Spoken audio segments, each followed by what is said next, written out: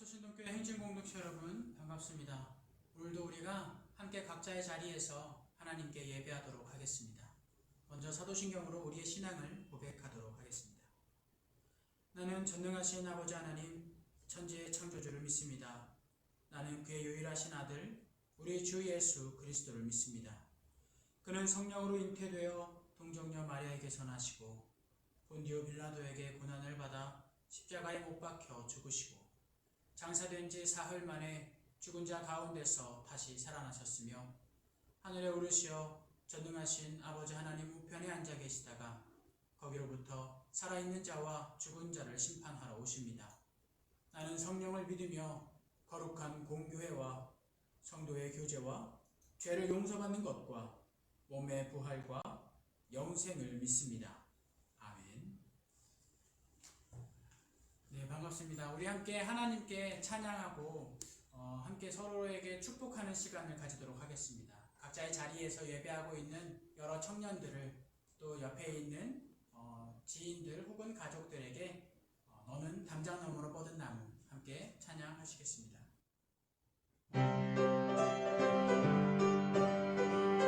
함께 축복의 손길을 걷고 함께 찬양하겠습니다.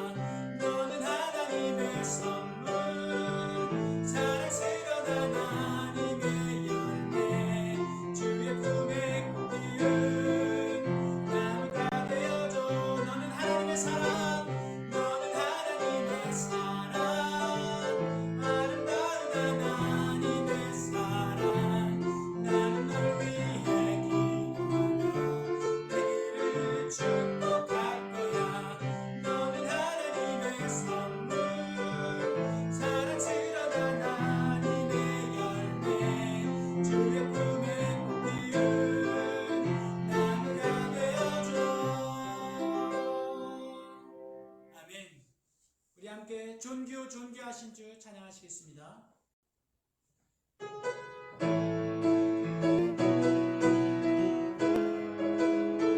박수 치면서 함께 찬양하시겠습니다.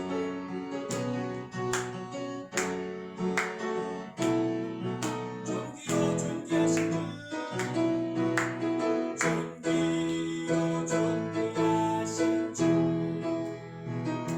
감사 찬양 받으며 나아가신 주님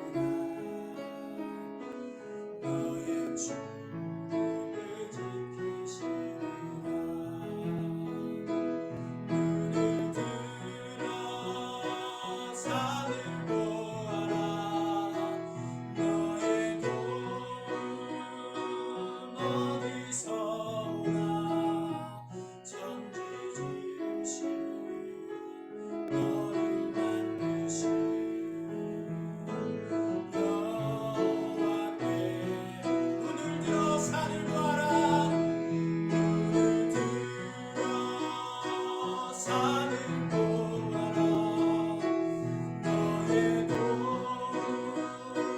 어디서 오나 천지 지으신 너를 만드신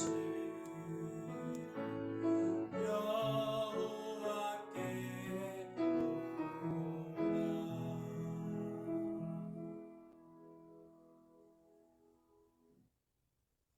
사랑이 많으신 하나님 아버지, 오늘도 저희의 삶 가운데에서 주님 앞에 나와 거룩하게 예배드릴 수 있게 하시니 감사합니다.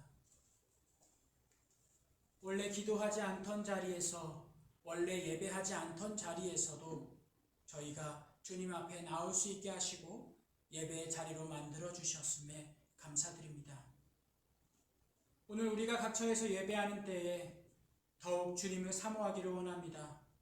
주님 앞에 달려나가기를 원하고 어두운 이 세상을 밝게 비추는 빛의 역할로서 온전히 주님의 말씀을 따라 감당할 수 있도록 함께하여 주옵소서. 지난날 주님과 함께하는 순간순간들마다 주님께 집중하지 못하고 우리의 삶에, 우리의 욕심에, 다른 이들의 이야기에, 세상이 주는 소유의 기쁨에 계속해서 시선을 돌렸음을 주님 고백합니다. 저희들의 죄를 주님 앞에 온전히 내려놓고 회개하오니 주여 용서하여 주옵소서. 말씀을 듣고 이제 더욱 그리스도인으로서 발돋움하여 주님께 나아가는 삶을 살아가기를 원하오니 주님께 나와 예배를 하고 주님의 말씀을 사모하는 모든 심령 가운데 이 시간 성령님 임재하여 주셔서 그들의 몸과 마음을 선하게 인도하여 주옵소서. 영적으로 더욱 주님 앞에 기쁨으로 살아갈 수 있게 하여 주옵소서. 몸과 마음이 하나가 되어 함께 주님을 예배하는 이날, 언제나 주님의 다시 오심을 기다리며 기도하며 나아가게 하여 주옵소서. 예수님의 이름으로 기도합니다. 아멘. 오늘 하나님께서 우리에게 주시는 말씀은 구약성경 사무엘상 1절에서 3절까지의 말씀입니다. 자, 모두 성경책 챙기셨죠? 네, 성경책으로 모두 사무엘상 3장 1절에서 3절입니다. 제가 가진 성경책으로는 구약성경 412편의 2페이지에 있습니다. 함께 한 목소리로 봉독하겠습니다. 아이 사무엘이 엘리 앞에서 여호와를 섬길 때에는 여호와의 말씀이 희귀하여 이상이 흔히 보이지 않았더라. 엘리의 눈이 점점 어두워가서 잘 보지 못하는 그때에 그가 자기 처소에 누웠고 하나님의 등불은 아직 꺼지지 아니하였으며 사무엘은 하나님의 궤에 있는 여호와의 전 안에 누웠더니. 아멘. 여러분들 한 주 동안 잘 지내셨습니까? 이번 한 주간에 유난히 코로나에 대한 이슈들이 또 많이 있었던 한 주간이었던 것 같습니다. 어둠과 쓸쓸한 거리를 보면 더욱더 그런 것이 느껴집니다. 보통 이런 크리스마스 시즌이 되면 온통 밖이 화려한 조명으로 반짝거리고 캐롤이 흘러나옵니다. 그런데 요즘은 한 7시, 8시 정도가 되면 유난히 어둠이 짙게 깔리는 것 같습니다. 저는 이렇게 한 번씩 어둠이 짙게 깔린다는 생각을 할 때마다 제 인생에서 가장 짙은 어둠을 경험했던 때를 기억해 봅니다. 이번 주간 갑자기 추워졌던 화요일의 밤도 그때 그런 때였습니다. 제가 경험했던 가장 진한 어둠은 제가 몽골에 선교로 나아갔을 때였습니다. 그곳에서는 시내에서도 잠깐 활동을 하고 좀 외곽진 곳에서도 했었고 아예 고비 사막이라는 사막 가운데에도 간 적이 있습니다. 그런 때마다 이제 점점 그 어둠이 짙게 깔리기 시작하는데요. 시내에 있을 때에는 그저 7시, 8시 정도 돼도 어느 정도 불빛이, 조명들이 많이 비추고 있었습니다. 그런데 외곽진 지역에 가니까 해가 지는 그 순간에만 잠깐 이제 노을이 짓고 그 다음부터는 칠흑 같은 어둠이 많이 깔려져 있었습니다. 집집마다 있는 불빛들이 아니고서는 그저 계속해서 어두움만 있을 뿐이었습니다. 그런데 좀 더 나아가서 이제 사막에 이르니까 거기는 그냥 한복판에 서서 주위를 한번 쭉 둘러보면 온통 빛이 없는 어둠으로 가득 차 있었음을 저는 경험해 본 적이 있습니다. 그 와중에 이제 한 부족을 이제 그 사막에서 만나게 됐는데요. 그 부족에는 특별한 성인식이 있습니다. 그 성인식이 뭐냐면 해가 지고 난 후 한 2시간 정도 뒤에 말을 타고 칠흑 같은 어둠에 있는 그 공간에 가서 약 4시간에서 5시간 정도 그 어둠의 공간 속에서 홀로 있는 것이 성인식이었습니다. 그런 성인식의 이야기를 듣고 저도 이제 호기심이 동해서 한번 체험을 한번 해보고 싶다고 요청을 하니까 흔쾌히 말을 타고 한 40분 정도 나가서 저 홀로 그 어둠을 약 한 1시간 정도 경험한 적이 있었습니다. 저는 개인적으로 그때가 가장 기억에 남는 짙은 어둠입니다. 왜냐하면 주위를 둘러봤을 때 전혀 방향감이 느껴지지도 않았고 거리감도 느껴지지 않고 그저 끝없이 펼쳐진 지평선에 있는 어떤 저 정도가 지평선이겠구나라는 어렴풋한 그 형체만 보일 뿐입니다. 그래서 이제 너무 이 어두움이 짙으니까 무서운 나머지 자연스럽게 하늘을 쳐다봤습니다. 자, 그런데 저는 굉장히 아이러니하게도 그 가장 짙은 어둠 속에서 물리적으로 가장 밝지는 않겠지만 제 마음 가운데, 제 경험 가운데 가장 인상적이고 밝았던 빛을 보게 되었습니다. 그것은 바로 밤하늘의 별빛들이었죠. 그 별빛들은 너무나도 아름다웠고 너무나도 밝아 보였습니다. 조금씩 시간이 지나니까 그 별빛들이 내 주변을 환하게 비추고 있고 내 주변에 뭐가 있는지 차츰 보이기 시작하기도 했습니다. 모순적이게도 저는 가장 짙은 어둠을 경험하기도 했지만 가장 밝다고 느끼는 빛을 경험하기도 했습니다. 저는 요즘 같은 때에 혹은 우리의 인생 가운데서 어려움이 나에게 닥쳐올 때에 그런 삶의 어둠의 시간 동안에 눈을 들어 하늘을 봐야 하는 것이 아닌가라는 생각을 합니다. 마치 짙은 어둠이 두려워서 하늘을 보면 밝은 별들이 빛나서 안심하게 되듯 그리고 차츰 그 별빛들이 비추는 환경들을 자세히 바라볼 수 있게 되듯이 어둠이 아닌 별들을 보고 의지해야 보이지 않는 것들이 명확해집니다. 절망과 고난과 고통 속에서 그곳에서 머무르지 않고 희망과 소망을 바라봐야 우리가 살아갈 수 있다는 겁니다. 오늘 우리가 묵상하고 이제 바라보는 사무엘상 3장은 사실 굉장히 단편적인 내용이고요. 선정한 것이고 전체적으로 다루는 오늘 설교에서 다루는 그 책은 사무엘상 1장에서부터 약 4장에 이르는 내용입니다. 자, 1장에서부터 4장까지 묵상을 하다 보면 영적으로 사회적으로 굉장히 부패한 이스라엘을 우리는 볼 수 있습니다. 그것은 엘리 제사장과 그의 아들 홈리와 비느하스의 죄악들이 굉장한 타락의 끝을 보여주는 것 같기 때문입니다. 그런데 아이러니하게도 동시대에 하나님의 말씀을 온전히 듣고 선포했던 사람, 바로 사무엘도 같이 살고 있었습니다. 사무엘은 엘리 제사장의 보조로서 어렸을 때부터 그를 도우면서 살아가고 있었습니다. 그러니 자연스럽게 엘리 제사장의 아들들인 자신의 선배격이라고 할 수 있는 홈리와 비느하스의 악행들을 보고 자라기도 했습니다. 그 시절은 영적인 불빛들이 점점 암전되고 있는 어두운 시대였습니다. 성경에서도 하나님의 음성을 듣는 것이 먼 옛날의 일들처럼 이야기되었고 또 하나님의 일하심을 통한 역동적인 신앙이 점점 정체되고 정지되어져 가고 있었습니다. 많은 이스라엘 백성들이 엘리와 그의 아들들로 인해서 하느님으로부터 멀어져 갔기 때문입니다. 심지어는 그들을 바라보며 하나님은 없다고 이야기하는 사람들도 있었습니다. 그러나 여러분, 제사장이 타락했다고 해서 하나님께서 사라지신 것은 아닙니다. 이것은 이스라엘 백성들이 예전부터 계속해서 범하는 실수인데요.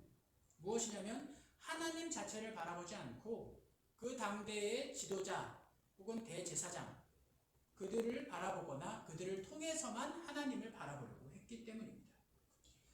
자, 백성들은 엘리와 그의 아들들을 통해서 하나님을 바라봤기 때문에, 혹은 그들만을 바라봤기 때문에 영적인 어둠이 짙게 깔리고 있는 것입니다.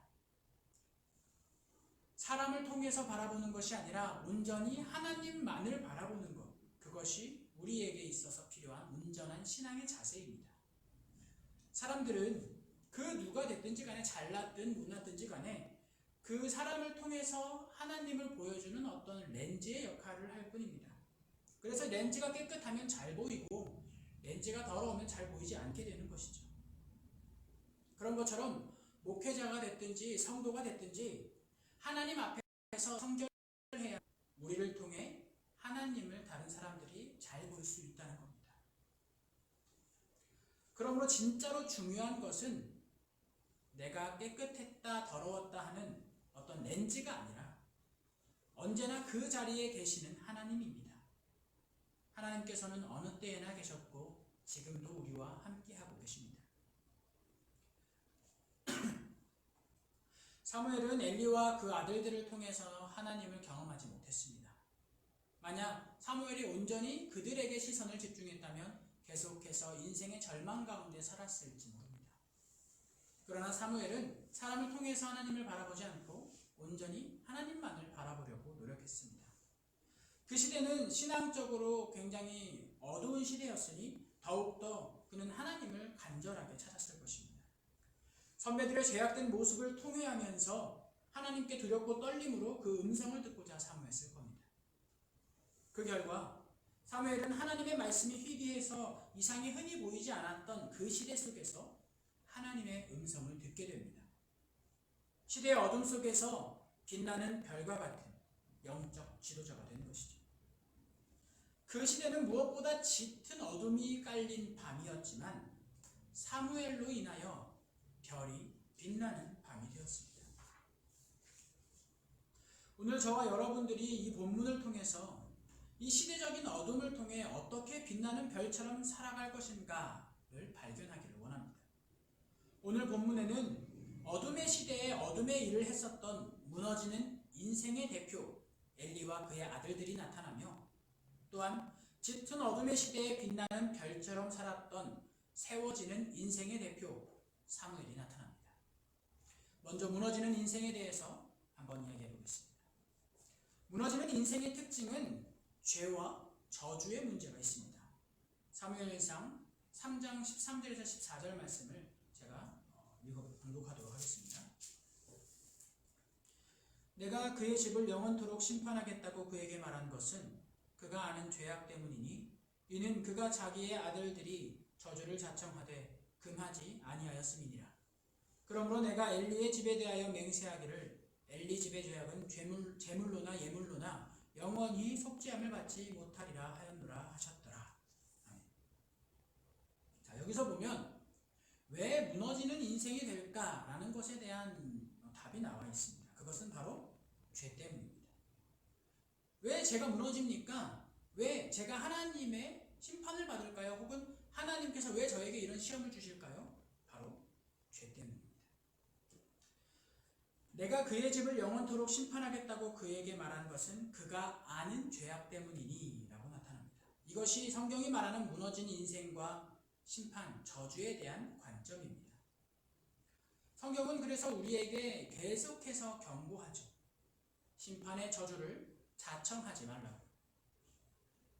안타깝게도 이 엘리 가문은 하나님의 심판을 자청한 가문입니다. 이는 그가 자기의 아들들의 저주를 자청하되, 우리 속담에 흔히 누워서 침 뱉기 혹은 스스로 매를 번다 라는 이런 표현들이 있죠.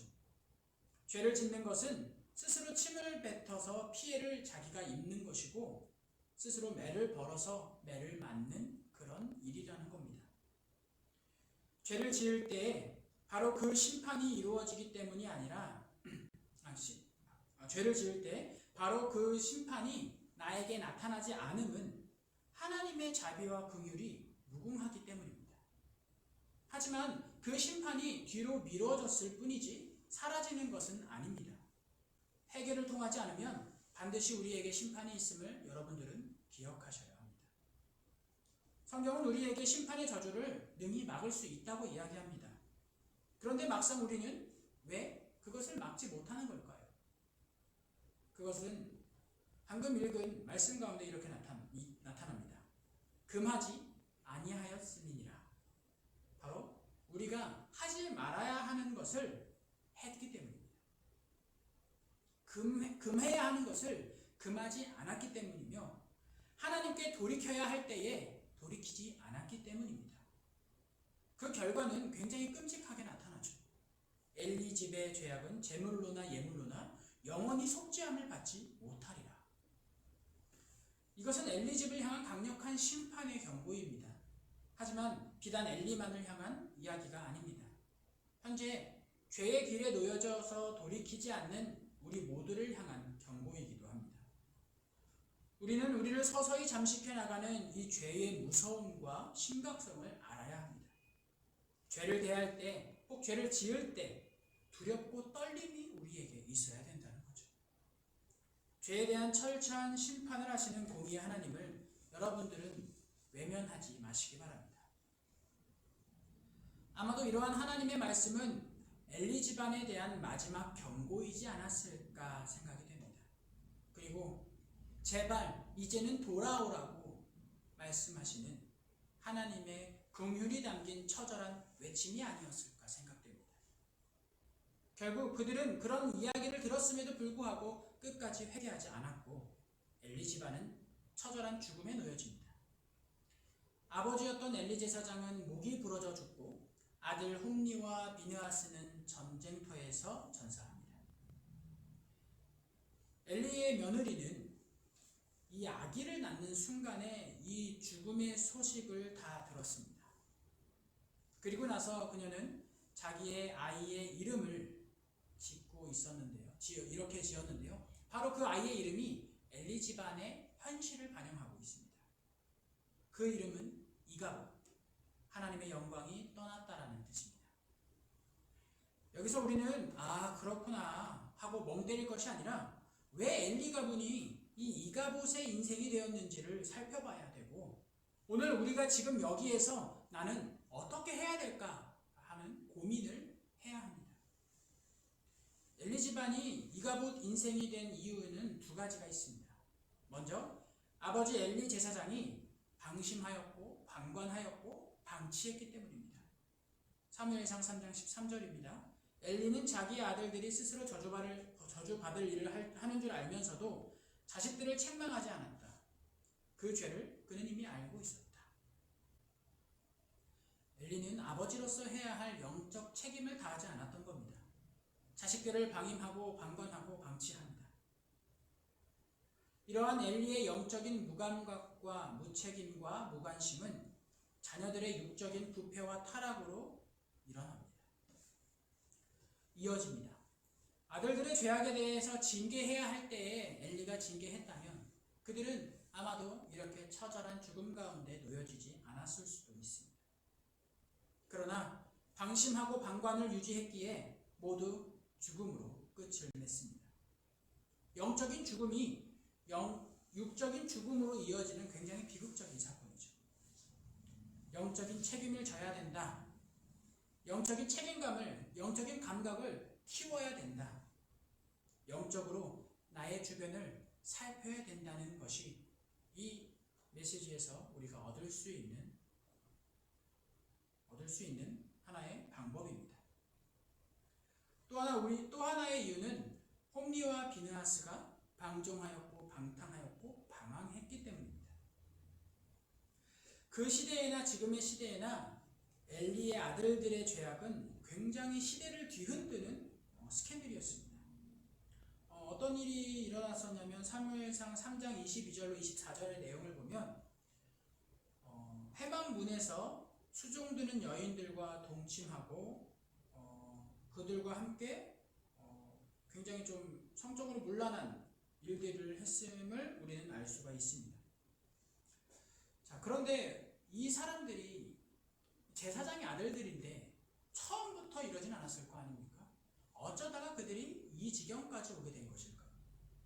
그것은 죄 가운데에서 징계가 없자 죄에 대한 두려움이 사라졌기 때문에 나타나는 겁니다. 그런 면에서 볼 때 우리에게 이따금씩 징계로 여겨지는 일들이 나타남은 그저 우리를 아프게 하고 고통스럽게 하는 것뿐만이 아니라 복으로 생각할 수 있습니다. 아픔을 느낄 수 있는 것은 우리에게 복 중의 하나입니다. 왜냐하면 아픔을 느끼지 못한다면 그것이 잘못된 것인 줄, 그것을 멈출 줄 모르기 때문입니다. 그것은 더욱더 심각한 문제를 야기합니다. 이러한 모든 죄의 결과는 결국 이가봇 인생, 하나님의 영광이 떠났다는 그 인생으로 끝이 나게 됩니다. 하나님의 떠난 인생은 반드시 자신을 죽음으로 몰아가기 마련입니다. 사람은 죄에서 돌이키지 않고 그대로 죄에서 빠져 살면 필연적으로 자기 죽음으로 향하는 존재입니다. 죄가 있는 곳에는 하나님의 영광이 사라졌음을 기억하시기 바랍니다. 그곳에서는 생명도 사라지고 하나님의 임재도 사라집니다. 우리도 죄 가운데에서는 이와 같았습니다.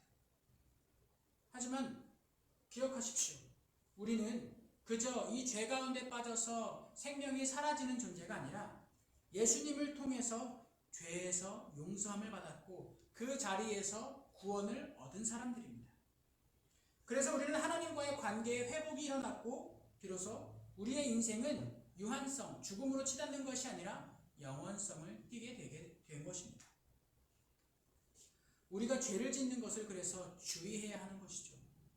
우리가 하나님 앞에서 예수님을 통해 구원을 얻었음에도 불구하고 죄의 길에 서는 것은 다시금 나의 생명을 나락으로 빠뜨리고 죄 가운데 놓여져서 죄가 죄인 줄 모르고 살아가는 것이 얼마나 무서운 줄 알아야 됩니다. 그렇게 우리가 죄를 짓는 것을 주의하고 두렵고 떨림으로 죄를 대하는 것은 우리가 이 코람데오라는 단어를 실천할 때입니다. 이 코람데오라는 단어는 어떤 뜻이냐면 하나님 앞에서라는 뜻입니다. 우리가 하나님 앞에 서야 된다는 거예요. 어떤 사람 앞에, 어떤 환경 앞에 또 내가 의수될 수 있는 어떤 자리 위에 그렇게 서는 것이 아니라 한없이 낮아질 수밖에 없는 하나님 앞에 그 자리에 설 수 있어야 된다는 거죠. 그래야 우리 스스로를 바라볼 때에 하나님 앞에서 죄가 얼마나 두렵고 떨리는 것인지 알 수 있다는 겁니다. 그러므로 여러분 기억하셔야 될 것은 하나님의 본심은 그들을 죄 있는 자들을 심판하고 저주하려고 하시는 것이 아니라 그들을 돌이키려고 하셨음을 기억하시기 바랍니다. 하나님의 본심은 저주와 심판이 아닌 회개와 회복입니다. 지금까지 이제 이가봇 인생에 대해서 바라보면서 제가 아까 조금 전에 그럼 우리는 어떻게 살아갈 것인가에 대해서 고민을 해보라고 했는데요. 이 사무엘의 세워지는 인생의 이야기를 들으면서 그 고민에 대한 도움이 되기를 바랍니다. 하나님의 백성들은 어느 때에나 무너지는 인생이 아니라 세워지는 인생을 살아갑니다. 먼저 세워지는 인생은 하나님께서 함께 하시는 증거가 굉장히 밝게 나타납니다. 사무엘상 3장 19절입니다. 사무엘이 자라매 여호와께서 그와 함께 하셔서 그의 말이 하나도 땅에 떨어지지 않게 하시니. 자, 여기서 세워지는 인생에 반드시 포함되는 문장이 있습니다. 문구가 있습니다. 그것은 여호와께서 그와 함께 계셔서라는 것입니다. 사실 이것이 한 사람의 인생의 특징이 되면 그가 두려워할 것은 아무것도 없어 보입니다. 우리의 인생에도 특징을 하나 꼽으라면 만약 우리의 인생의 특징이 여호와께서 하나님께서 나와 함께 하시는 것입니다 라고 당당하고 담대하게 말할 수 있다면 바로 그 사람은 두려움을 가지지 않을 수 있는 존재이지 않을까 생각이 됩니다. 여러분들의 인생의 특징은 무엇입니까? 여러분은 창조주 하나님과 동행하고 있습니까? 우주 만물의 주관자이신 하나님께서 여러분들과 지금 함께하고 계십니까? 여기에서 그렇습니다 라고 믿음으로 고백할 수 있기를 바랍니다. 만약 우리가 그런 고백이 실생활 가운데 삶에서 이루어진다면 우리의 삶이 아무리 힘들고 어려운들 하나님께서 우리의 미래를 담당하시어 친히 빚어 가실 것입니다. 또한 세워지는 인생의 사람들은 하나님께서 함께 하시는 인정이 나타납니다. 사무엘상 3장 20절입니다. 단에서부터 부엘 새벽까지의 온 이스라엘이 사무엘은 여호와의 선지자로 세우심을 입은 줄을 알았더라. 사무엘은 스스로 하나님의 선지자다라고 증언하지 않았습니다. 하지만 온 이스라엘 사람들은 사무엘이 선지자로 세움을 바로 알게 되었습니다.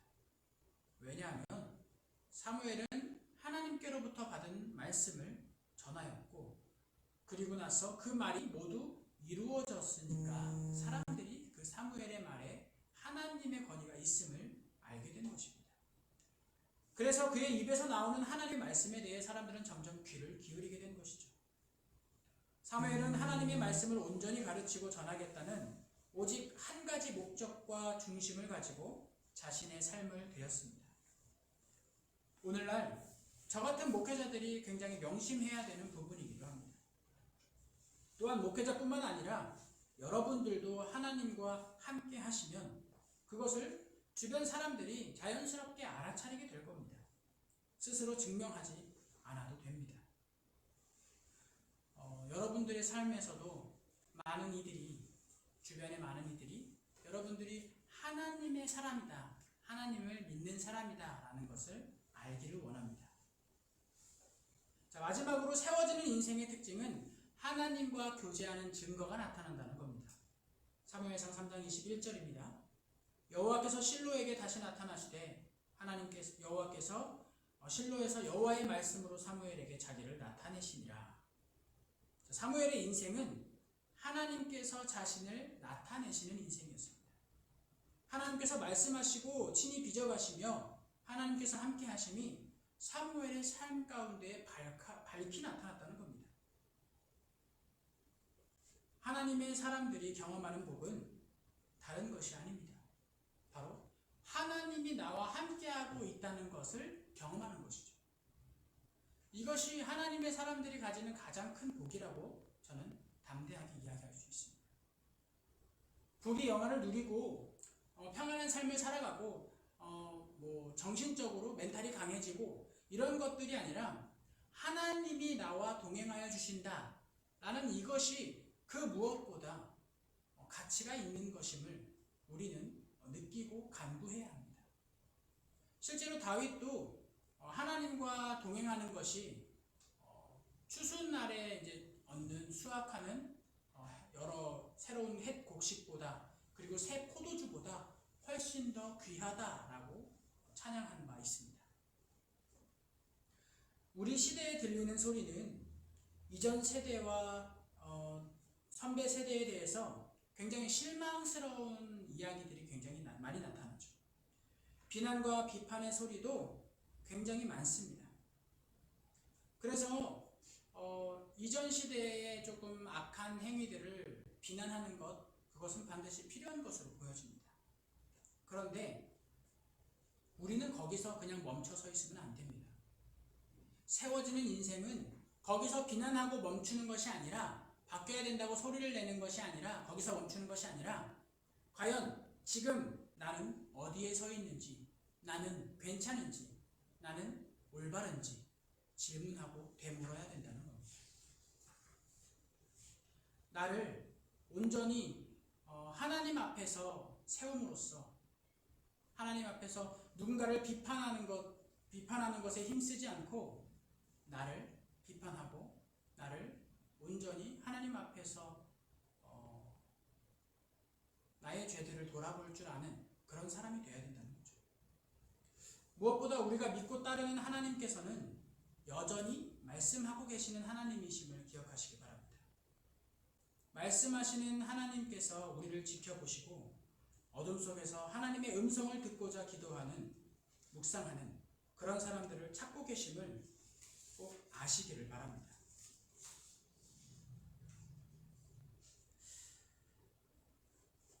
저는 이 사무엘상 3장 1절에서 3절 말씀을 보면서 우리 시대와 되게 비슷하다라는 생각이 들었습니다.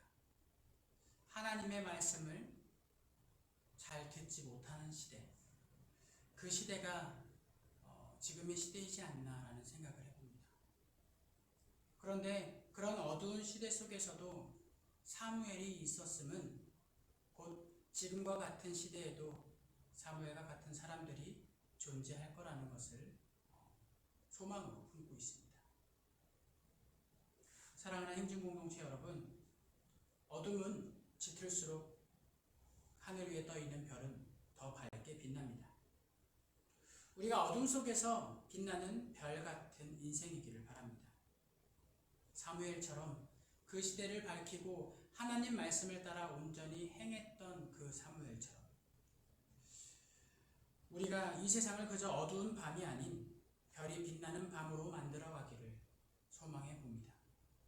여러분들, 하나님 말씀을 의지하시고 온전히 자신을 돌아보는 한 주간이 되기를 바랍니다. 기도하겠습니다. 사랑이 많으신 하나님께서 온전히 우리의 마음 가운데 오시어서 우리를 부끄럽게 하시고 동시에 우리를 긍휼히 여겨주시옵소서. 주님 앞에서 그릇된 행위 가운데 그릇된 언행을 일삼았던 저희들의 모습을 들추어내 주시고 아무것도 주님 앞에서 내세우는 것 없는 존재로서 겸손히 엎드리게 하여 주옵소서. 그래서 오직 하나님만이 우리의 소망이시며 우리를 선한 길로 이끄시는 분이심을 기억하게 하여 주옵소서. 다른 수많은 소유들을 뒤로하고 하나님과의 동행을 소유하는 저희들이 되게 하여 주옵소서. 예수님의 이름으로 기도합니다. 아멘. 지금은 리플렉션 시간입니다. 그리고 감사 기도를 통해서 우리의 몸과 마음으로 하나님께 봉헌하도록 하겠습니다.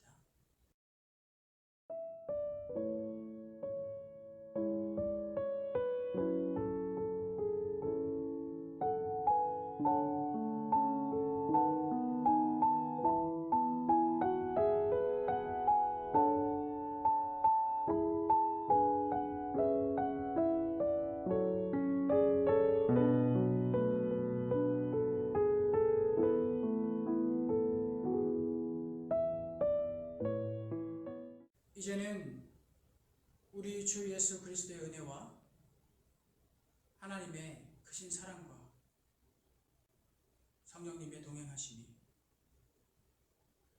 죄악으로부터 멀어지기 위해 주님의 말씀을 의지하고 주님께 의탁하는 모든 청년들과 그 가정과 이 교회와 나라 위에 지금으로부터 영원까지 함께 하여 주시기를 간절히 축원하옵나이다.